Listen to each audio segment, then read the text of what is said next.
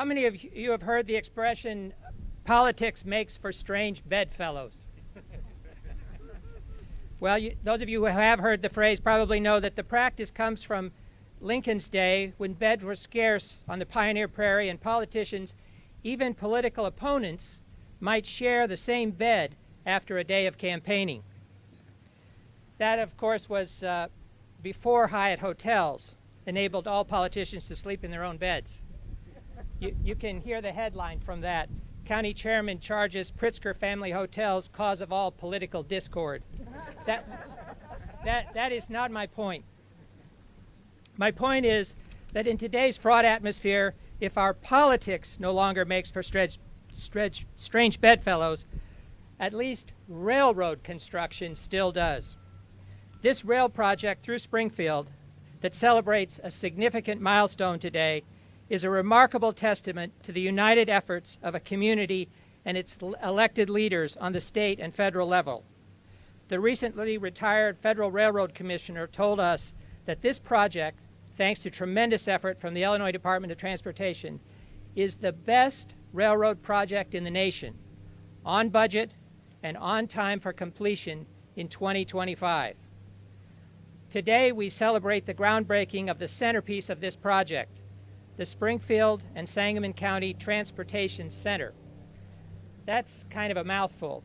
So the many community members working on the many planning committees for this facility have tentatively begun to call it the Hub. At a total cost of $86 million, the Hub will include the Amtrak station, the SMTD bus transfer center, expanded parking and access to county facilities, exhibition space, and a community gathering point.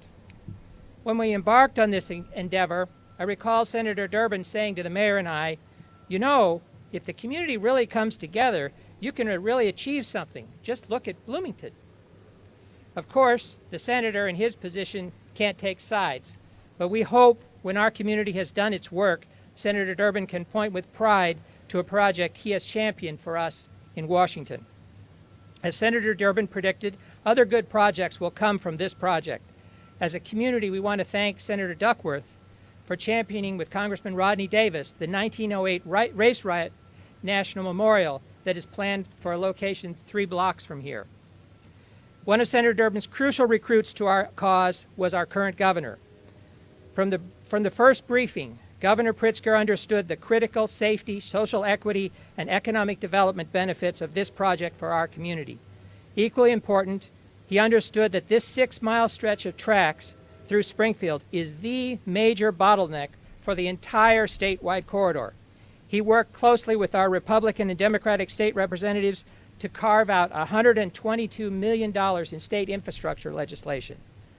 It is no exaggeration to say that the state's critical role of support is the linchpin of the success in funding this project. As a new governor, Governor Pritzker stood up when others might have stood back. He led on a project that is vital for the entire state corridor and vital to our community. He and First Lady MJ have taken our community to their hearts. Let us reciprocate with heartfelt thank you for making today possible. Governor? Chairman, thank you. Thank you very much, Mr. Chairman. Thanks for everybody being here today. I don't know if it's such a great idea to call us all strange, but I do appreciate the idea that we're all working together for the same ends, and actually I want to celebrate that today.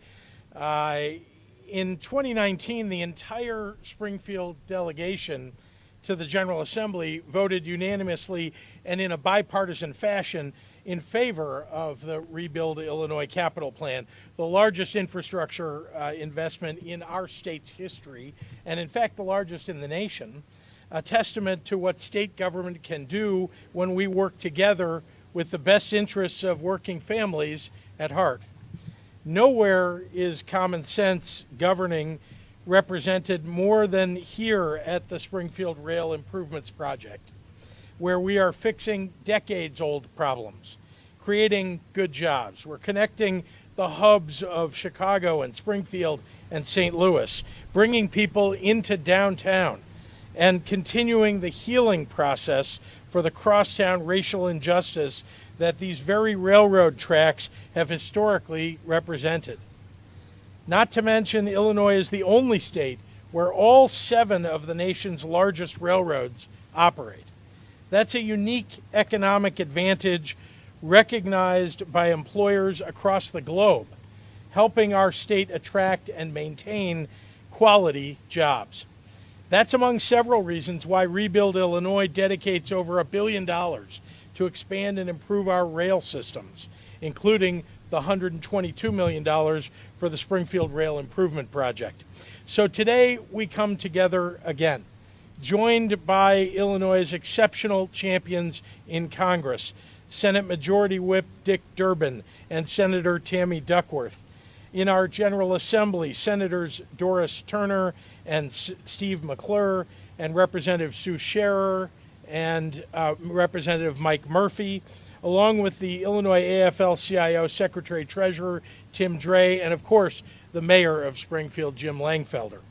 We're breaking ground on a cornerstone of this project, the Hub Transportation Center, the new multimodal hub to the Amtrak and the Sangamon Mass Transit District bus system. And what a beautifully designed home it will be. When this multimodal facility is completed, public mass transit will make the communities of Chatham and Sherman, Springfield, Rochester, and Riverton, as well as adjacent communities, more accessible to each other and to St. Louis and Chicago and beyond. This is just the latest exciting development in the Springfield Rail Improvements Project.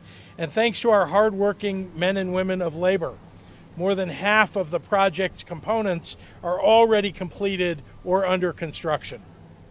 That includes the completion of the Laurel Street underpass ahead of schedule and opened to the public a few weeks ago on September 20th, and the Ash Street Bridge, as well as ongoing work on the Union Pacific bridges at 5th and 6th Streets, the new rail segment between South Grand and Capitol Avenues, and new inclusive transit options for bikers and pedestrians.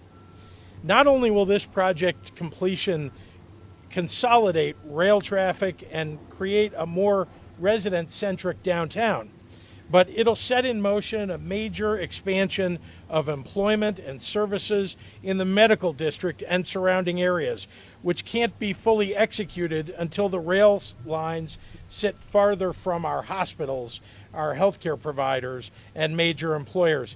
That multi-million-dollar private investment will add thousands of jobs on top of the many construction jobs that have already been created by Rebuild Illinois.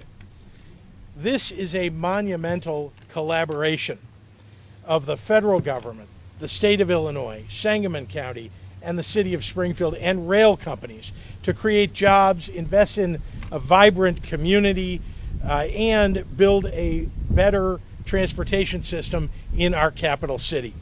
Preserving and growing Illinois' long legacy as a leader in the transportation sector is all the more important as we shape our economic recovery so that we can vault ahead of others as we emerge from the pandemic.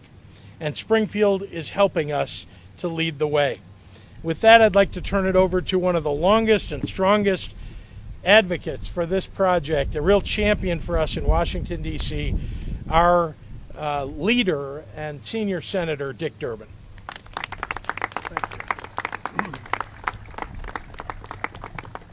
Thanks, Governor.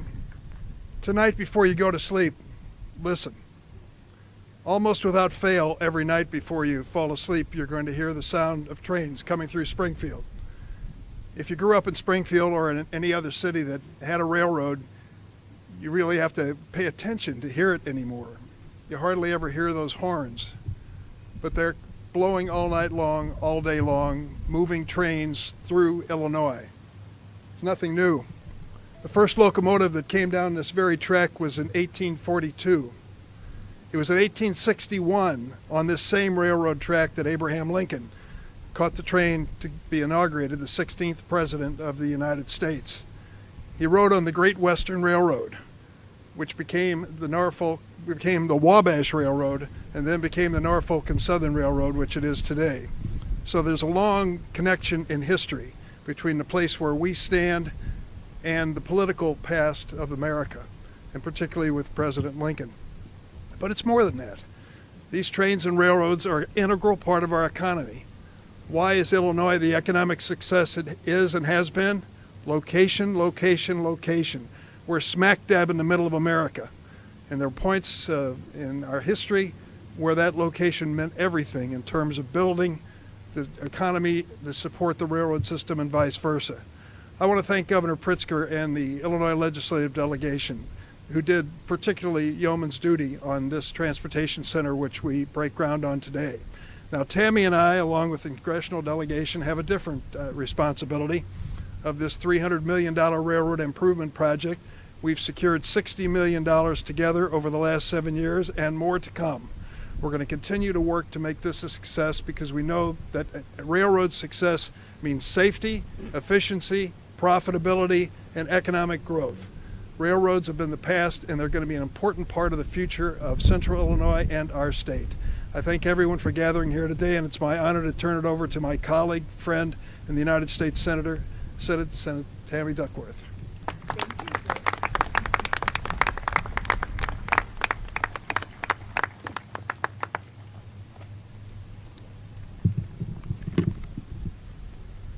Well, good morning, everyone. And it's always hard to follow Dick Durbin, you know. But I'm so glad to be standing at his side in Washington, D.C., and together we've done a lot of good work there, and we'll continue to do so. It's also an honor to join Governor Pritzker and all of our state, local, and labor leaders here today to break ground on this new hub transportation center. This center, as Dick has said, and as the governor has said, is a crucial part of the Springfield Rail Project, which, as you all know, is a massive, massive undertaking for the city of Springfield and the whole state of Illinois. And I would argue for the whole nation as well, because the slowdowns that happened here affects rail transport across the nation. It affects the ability of us to bring not just people to different places, but goods and services to the marketplace. In fact, you know, parts of the southeastern United States has been purchasing grains like soybean from places like Brazil because we can't get our goods and products to market fast enough from Illinois compared to how fast they can send it from Brazil to the southeastern parts of the United States. That's why I wanted to focus on infrastructure and transportation when I went to the United States Senate. And I'm so proud that over the years, thanks to the leadership of Senator Durbin, more than $50 million in federal funding has been invested in the Springfield Rail Improvements Project. But there's much more that needs to be done.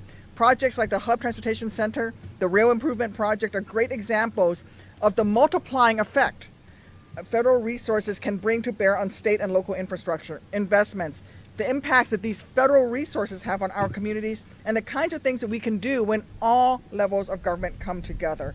And that is why I'm so proud to also be standing here with Governor Pritzker. His dedication and support for these projects and gathering together people from all different viewpoints to understand that we need to make these investments in Illinois, in our communities, not just for the good of our communities, but also for the good of the nation. You know, these projects aren't just about improving the quality of life for just Springfield residents, though that would have been more than enough to give it the green light. It's about helping Illinoisans travel our great state more easily in fewer days. It's about improving access for all riders so that riders with disabilities will have full access. But our work doesn't stop here. We can see these impacts in the Build Back Better proposal from President Biden, and that Dick and I will be going back to Washington to continue to pursue. Also, in the critical investments, Governor Pritzker's Rebuild Illinois Capital Plan has made as well. The bipartisan infrastructure deal we're working on in Washington to pass would create more jobs across the state, and we won't stop working to get it done. Along with the Build Back Better budget, and we're going to make sure we get this thing across the finish line. And then we're going to have the governor come through with his efforts, and that again will have that multiplying effect. We must work to pass bipartisan infrastructure legislation that will create jobs here in Springfield, but all across this great nation. So I'm so proud to get to be here. It could not have a better day. I don't know what the mayor did, but somehow he managed to get us this great day. I'm not surprised that he would be able to pull that off, but thank you for letting me be here, and I can't wait to see this project completed. And now I will be followed by Secretary Omar Osman.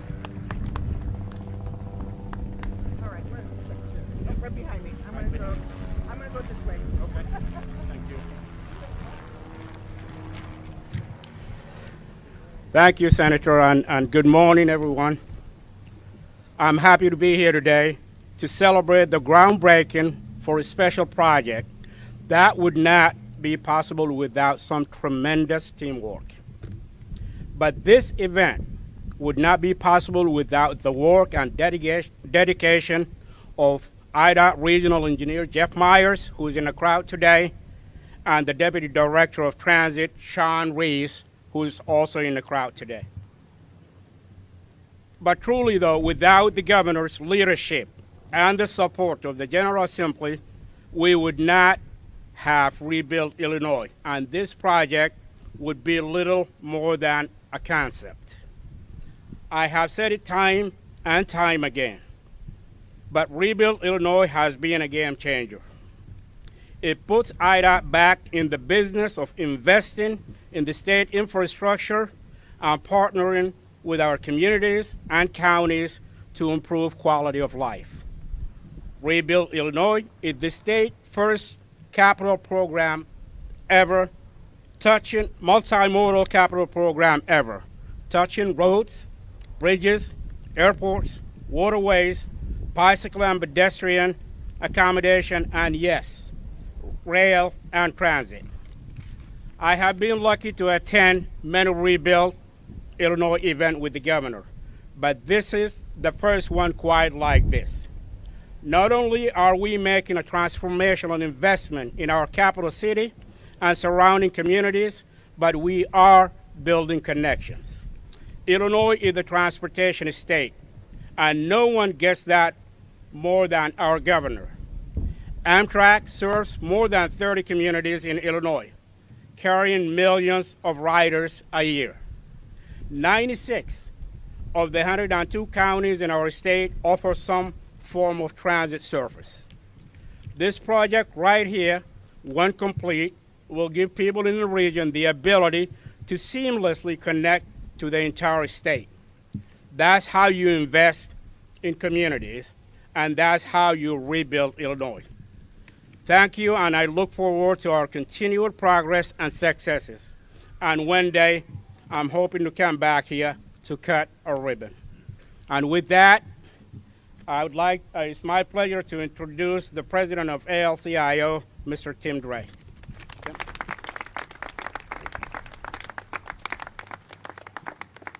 Thank you, Mr. Secretary. Good morning, everyone. The Springfield Rail Improvement Project does more than create jobs. We all talk about jobs, but projects like this create career opportunities for a diversified workforce in the construction industry. Right here in Springfield. In addition to creating careers, this project will make train travel through Springfield more efficient and improve traffic and safety, pedestrian safety. These types of projects are what people want from government. The project has and will continue to create hundreds of careers in the construction trades, and I know here in the crowd today there are quite a few of those career builders from organized labor to start training young men and women in a career in the construction trades. Construction skills learned to construct the numerous underpasses can be transferred to the Central Illinois road projects, such as a favorite of mine, expanding I-55 to 3 lanes in each direction. And construction skills learned to build the long overdue Springfield Mass Transit bus transfer facility can be transferred by these young apprentices to start to build the Lincoln Land Energy Center next year. And so rebuilding our infrastructure creates lifelong careers in the construction industry that will propel working families into the middle class and provide jobs with decent health care and retirement security. The Illinois AFL-CIO applauds Governor Pritzker, Senator Durbin, Senator Duckworth, members of the Illinois Congressional Delegation, members of the Illinois General Assembly, Chairman Van Meter, Mayor Langfelder, for the bipartisan commitment to make critical working family career infrastructure investments right here in the city of Springfield. Thank you very much, and with that I'd like to introduce a champion in the Illinois General Assembly, Representative Sue Shear. Thank you, Tim. It's such an honor and so humbling to be here. And, you know, I'm standing here and I'm thinking just a little old teacher from down the road is now standing here getting to break ground on one of the biggest projects that have ever been passed in Illinois. And the only reason that I'm here is because of the people out there who saw something there that they thought we can make this happen together. So it's not lost on me that tying the people behind me with the people ahead of me here, this is how it happens. I haven't really been in the General Assembly that long, but I know, and how many of you know, if you build it, they will come. That's what we did. We built it, and they will come. And it's really just as simple as that. The number of my constituents who have asked me questions about this and said, oh, that would be great. You know, I could maybe even take a different job and I would be able to get from point A to point B. It's so easy now, once this is finished, to travel. But it all goes back to infrastructure. We've got to have the buses, the trains, and the buildings. And again, if we build it, they will come. So with a very heartfelt thank you, it looks all nice and fancy now, but there was a lot of work that took place behind the scenes to make this come to fruition. So thank you again from the bottom of my heart to all the people, not only behind me, but ahead of me, and even to the press. You have helped, keep this moving forward. So thank you for that. We built it, and they have come. So thank you. And now I'm here and very happy to introduce my counterpart in the Senate, which is Senator Doris Turner, right here from Springfield. Good morning. As Senator Duckworth said, it's a beautiful day, and those of you that were in Springfield yesterday understand how blessed we are to have this great sunshine. So I am extremely excited to be standing here today, breaking ground for the new transportation center, an integral part of Springfield's rail improvement project.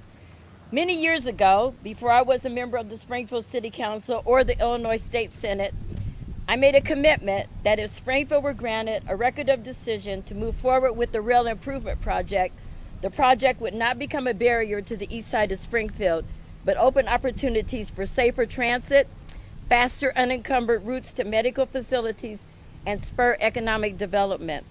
And with the turn of this dirt today, we are continuing to hold true to that commitment that was made all those years ago. The project is moving along ahead of schedule and on budget. How many times do you hear that when you're talking about a construction project? Ahead of schedule and on budget. And with Governor Pritzker's assistance and the Rebuild Illinois Award of $122 million, the largest investment in state history, we will see the consolidation of all transportation modes in a state-of-the-art facility. The impact of this project will have throughout this community can certainly not be overstated.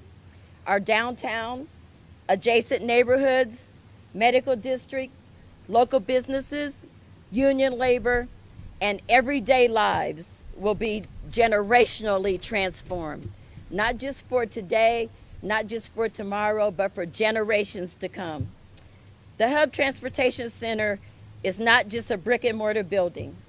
It is the continuation of Springfield's transformation that will be a catalyst for much more than our eyes can see or our minds can envision. So as I stand here today, I am just as enthusiastic and filled with hope for my hometown as I was when we began this journey all those years ago. I am so looking forward to coming back next year to cut the ribbon on the first phase of the Transportation Center, the Sangamon Mass Transit District Transfer Center. And with that, I will introduce my colleague in the Senate, Senator Steve McClure.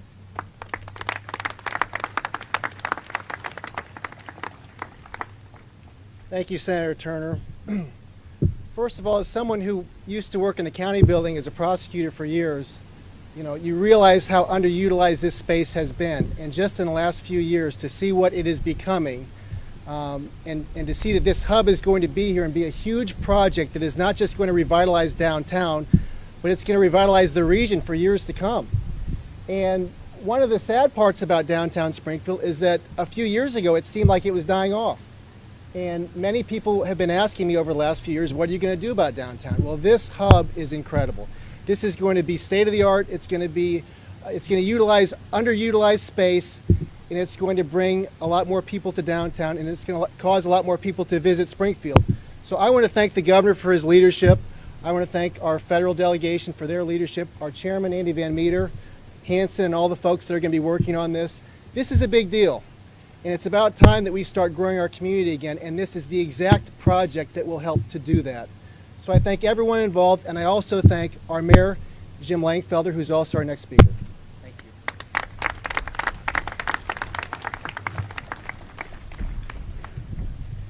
Thank you, Senator.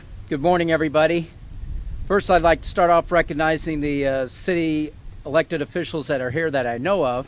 First, Treasurer Busher, Alderman Sean Gregory, and Alderman Williams, Roy Williams, and actually a special consideration for former Alderwoman Doris Turner and her strong voice at the state capitol. We can't thank you enough. Thank you to everyone in attendance.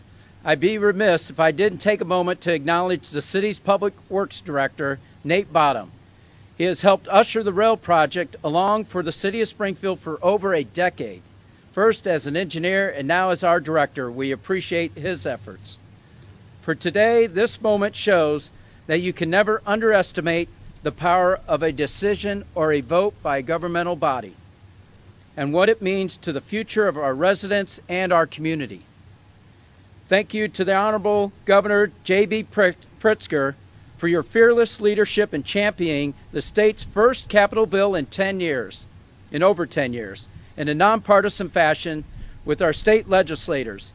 You answered Springfield's top priority project request with $122 million of rail consolidation dollars, and we can't thank you enough for that.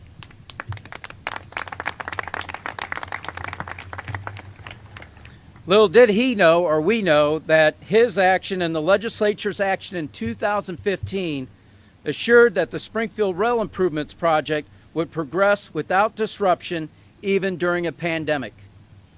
I'd also like to take this opportunity to thank the Honorable Senator Dick Durbin and Senator Tammy Duckworth for your steadfast support not only for this rail project, but also for your vote of support for the American Rescue Plan, which passed by only one vote. And I'll let you decide which one casts the deciding vote.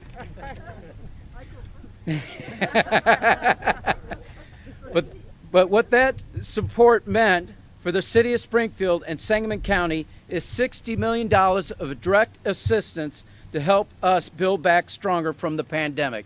Thank you very much. Thank you, Senator. Also, a special thank you to our local public and private partners that made this transit hub come to fruition. Thank you to Horace Mann, the Salvation Army, SMTD, Sangamon County, the City of Springfield, and Hanson for all working together. This assured the best possible footprint for the transit hub. Buses moved off of Capitol Avenue and also put each participating entity in a better position to serve the public. Some people will view this only as a transportation hub for travel. In actuality, this center is a hub of opportunity. The hub will transform and connect both sides of the track with potential development opportunities positively impacting our downtown and east side while improving the lives of others.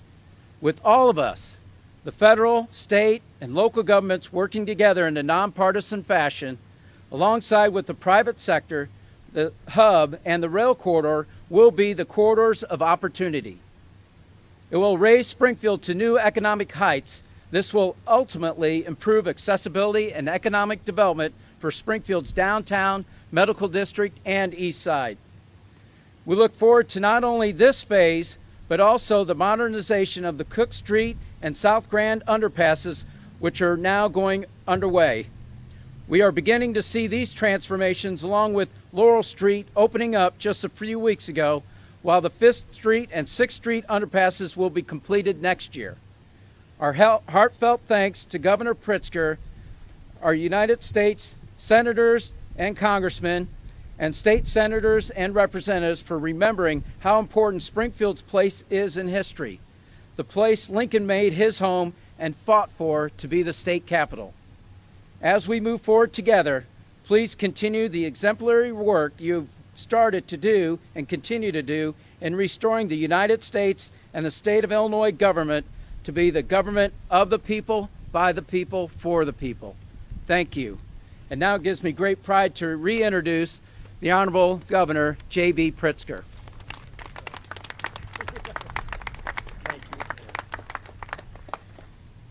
Thank you very much, and I know that we're, I think, Mr. Chairman, in a moment we're going to go sign a... Yeah, we're going to dig some dirt and then sign it. All right, do you want to do questions beforehand? Okay, happy to take questions from members of the media.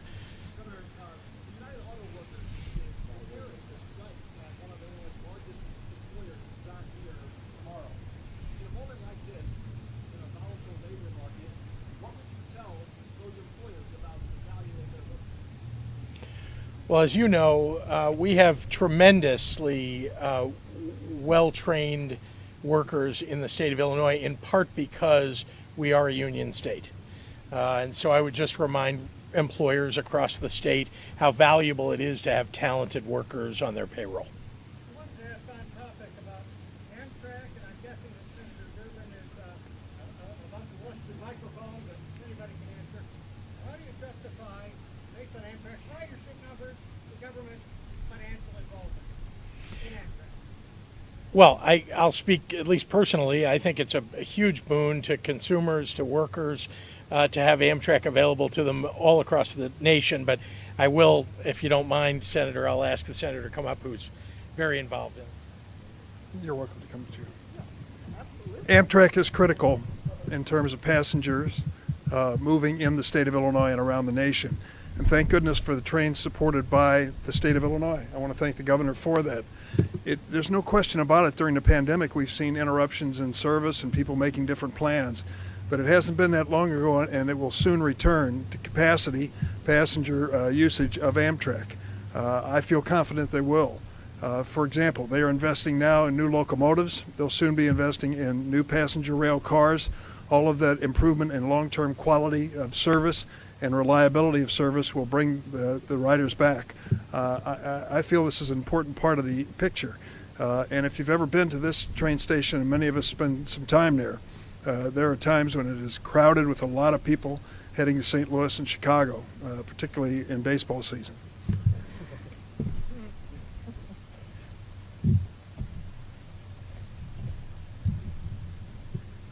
Well, as someone who lived in Chatham for 2 years and used the Amtrak service, I will tell you I've seen that ridership steadily increase over the years. And if anything, investments in Amtrak with the better rail cars, as Dick was mentioning, as well as new requirements such as on-time performance and the like, and having Amtrak relook and actually publish schedules and making sure that the trains arrive on time will only grow that ridership. It is important as a nation that is a leading economy on a global scale that we have many different modes of travel, and I think Amtrak is part of that. Again, this is not just about travel within Illinois. This is about travel from coast to coast in the United States. And so I've been working very hard now for quite a while to work on both freight and passenger traffic, and the continuing investments in both legislative changes as well as rules and regulation changes as well as safety improvements will allow both passenger traffic and freight traffic to move more smoothly, more quickly, and that only contributes to our state's economy, but also our nation's economy as well.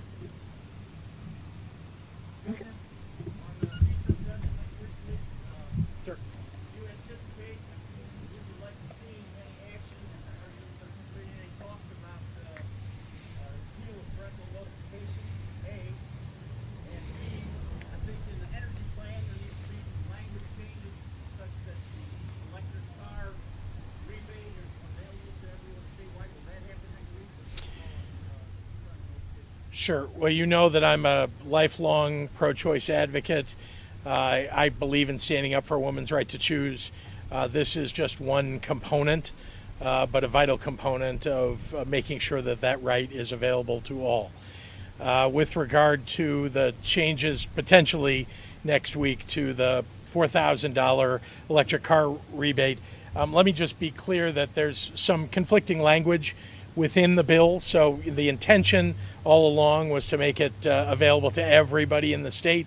That is clear in several sections of the bill, but unclear in another two sections. So no doubt, either a Scrivener's error can be changed back to the intention, or even without it, I think the intention is clear.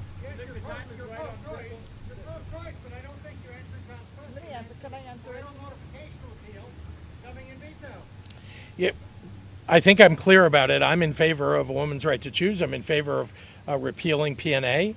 I don't know whether the legislature will bring this up over the 2 weeks of veto session, but I, have stood in favor of it since I was elected. In fact, long before that, when my mother had me marching in favor of a woman's right to choose back in the 1970s.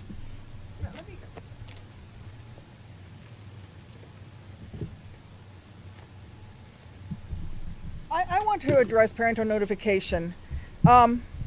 This is about making sure that vulnerable young women are able to have access to their reproductive rights. And frankly, not everybody grows up in a family that has a healthy, loving relationship within that family. I grew up with what we now call a tiger mom. I wasn't allowed to make mistakes. I was punished when I came home with a B instead of an A. And I will tell you that I didn't have that open communicating relationship with my parents. And had I gotten pregnant at 16 or 17, I would have been one of those kids who would have lied to my parents if there were parental notification laws. And I would have gone and got an illegal abortion. And so when you talk about parental notification, it sounds like a good idea, but it also puts those vulnerable young people, the ones who don't have good relationships with their parents, in a very vulnerable place where they have no other option than to seek illegal means. And so I think it is important that we do repeal parental notification laws, because it really does victimize, especially importantly, it victimizes young women who may have no other options. And young women deserve the right to a healthy medical system as much as adult women do. Thank you.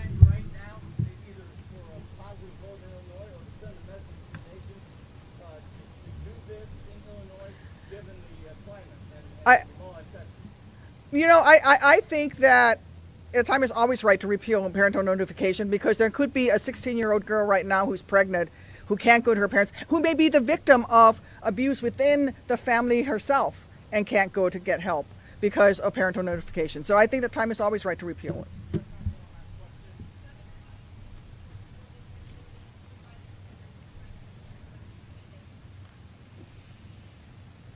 How do I intend to handle it? Well, as you know, I've been supporting the Attorney General's move to defend our mandates across the state. It's very important in order to keep not only children, but all of the people who work in a school and the communities in which those schools exist. Keeping them safe is extraordinarily vital. The pandemic continues on. So remember that we've got to fight not just for our kids so that they're safe from the virus, but also the entire community. It's why I've been doing that since day one of this pandemic. So we'll continue to do that. There are people who are irresponsible, extraordinarily irresponsible, who are going around the state suing because they basically want to make schools less safe. That's not right. I mean, we are not at a moment when this pandemic is over. We have got to stand up for the safety and health of all the people of our state, so I'm going to continue to fight for that. And I thank the Attorney General for the work that he's doing in that regard as well.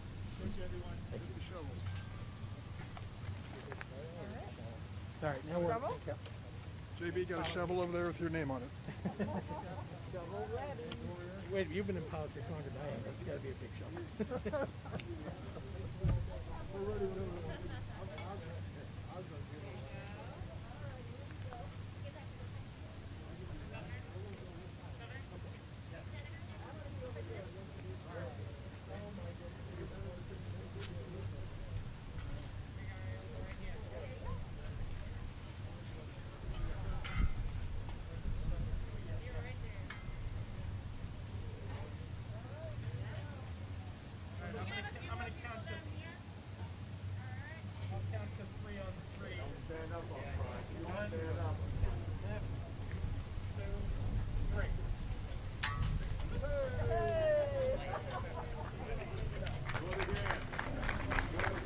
One more time.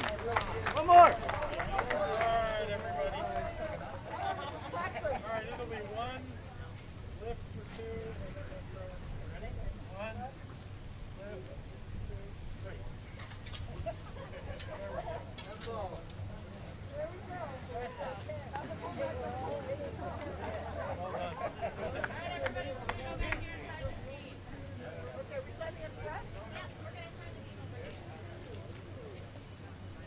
Yes. We'll do that.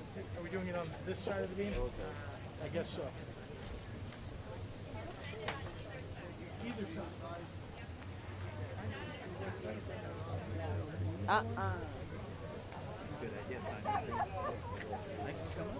Oh, no problem. That's a full-time job, remember?